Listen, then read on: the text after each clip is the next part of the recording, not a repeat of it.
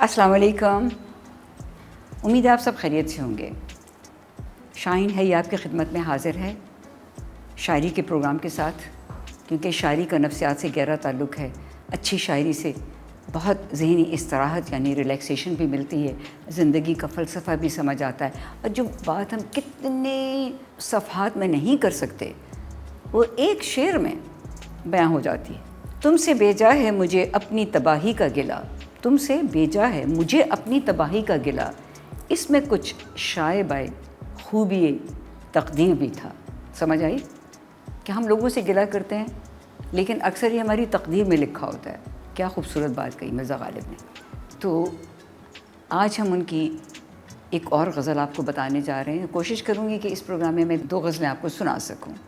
तो पहले हम उनकी बहुत ही एक खूबसूरत गज़ल सुनाएंगे जिसे नाहिद अख्तर ने गाया और उसे अमर कर दिया।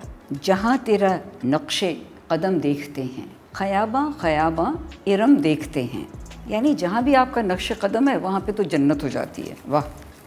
तेरे सर्व कामत से एक कद्दे आदम, क़यामत के फितने को कम देखते हैं। यानी एक खूबसूरत टॉल लड़की है, सर्फ जैसा कद है, और मिर्ज़ा गालिब उसे क़यामत का फितना समझ रहे हैं, बल्कि कह रहे हैं। कितनी अच्छी मिसाल है। आगे सुनिए।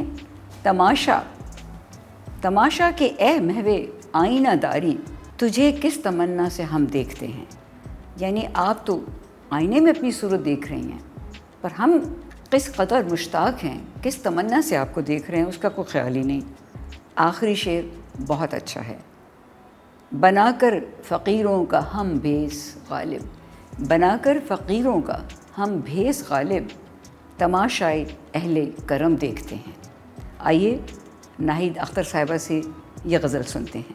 जहाँ तेरा नक्शे कदम देखते हैं, क़याबां क़याबां इरम देखते हैं। दर्द दिल लिखूं कैसे, जाऊं उनको दिखलाऊं, उंगलियां फिगार अपनी, खामा खूं चका अपना। ये भी मिर्ज़ा गालिब का बड़ा खूबसूरत शेर है।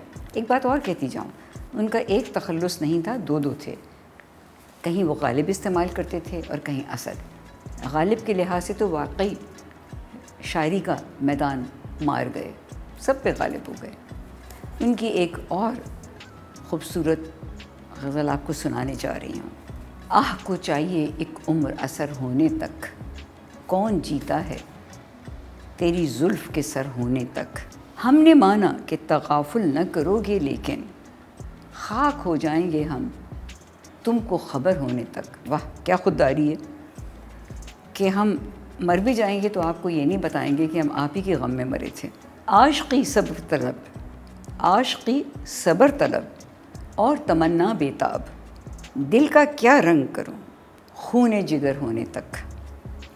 आखिरी शेर, इसमें पूरी ज़िंदगी का फ़लसफ़ा है कि हमारे गम, हमारे दुख ज़िंदगी के ख़त्म होने के साथ ही ख़त्म होते हैं। गमे हस्ती का असद किससे हो जुज़ मर्ग इलाज, गमे हस्ती का असद किससे हो जुज़ मर्ग इलाज। शम्मा हर रंग में जलती है सहर होने तक। वाह! यानी गमे हस्ती का और कोई इलाज ही नहीं है मरने के सिवा, और शम्मा जलती रहती है सुबह तक। इसी तरह ज़िंदगी चलती रहती है, फिर जैसे शम्मा बुझती है उसी तरह हम इस दुनिया से गुज़र जाते हैं। आइए ये शायरी, ये गज़ल हम आपको सुरैया की आवाज़ में सुनाते हैं। ये 1954 की फ़िल्म मिर्ज़ा गालिब से है, जिसमें उन्होंने भी अदाकारी की और उनके साथ थे भारत भूषण। इस फ़िल्म को, जैसा मैं बता चुकी हूँ, नेशनल अवार्ड मिला था। और सुरैया का कमाल ये है कि वो अदाकारी के अलावा बहुत उम्दा गाती भी थी। सुना है उन्होंने बाकायदा कहीं से सीखा नहीं था, फिर भी एक खूबसूरत आवाज़ की मालिका थी। और मशहूर एक्टर देवानंद, जिन पे कॉलेज की तमाम लड़कियां मरती थीं, वो सुरैया के इश्क़ में गिरफ़्तार थे, लेकिन उनका मिलाप खालिक के हकीकी को मंजूर नहीं था। देवानंद हिंदू थे, सुरैया मुसलमान थी। सुना है देवानंद ने جو کہ اس وقت بالکل نوخیز اداکار تھے، بڑی محنت سے ایک انگوٹھی ہیرے کی خریدی، ثریا کو پیش کی، جو ان کی نانی نے اٹھا کے فوراً سمندر میں پھینکوا دی۔ بس رشتہ نہیں ہوا، اور ثریا نے شاید اسی لیے تمام عمر شادی نہیں کی تھی۔ انہوں نے غالب کی اس غزل کو بہت خوبصورت گایا ہے، اور اس کے ساتھ رقص بھی ہے، ملاحظہ کیجیے۔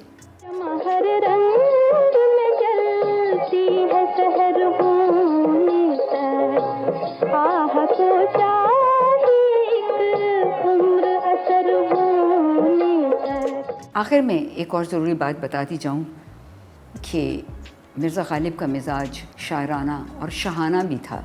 انہوں نے کبھی کسی کی باقاعدہ ملازمت نہیں کی تھی۔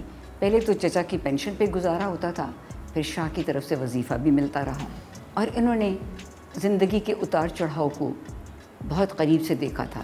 غدر کا زمانہ دیکھا تھا، بہادر شاہ ظفر کو قید ہوتے دیکھا تھا، اور یہ سب ان کی شاعری سے صاف ظاہر ہوتا ہے کہ انہوں نے ان جذبات کو کس شدت سے محسوس کیا تھا۔ اب آخر میں یہ بتاتی جاؤں کہ مرزا غالب کا کلام تو شاید میں 200 پروگرام بھی کر لوں تو ختم نہیں ہوگا، لیکن آج صرف کچھ جھلکیاں میں نے پیش کی ہیں۔ امید ہے کہ نئی نسل کو تجسس پیدا ہوگا، وہ مرزا غالب کی شاعری کو پڑھیں گے۔ اگر کہیں مشکل پیش آئے تو فیروز اللغات کنسلٹ کر لیں، آپ کی اردو بھی بہتر ہو جائے گی، اور آپ کو ایک عظیم شاعر کے کلام کا بھی اندازہ ہو جائے گا۔ آپ سے اجازت دیتی ہوں، اگلے پروگرام تک کے لیے اپنا خیال رکھیے گا، ہمارے چینل کو لائک، سبسکرائب اور شیئر کرنا مت بھولیے گا۔ خوش رہیں اور دوسروں کو بھی خوش رکھیں۔ اللہ حافظ۔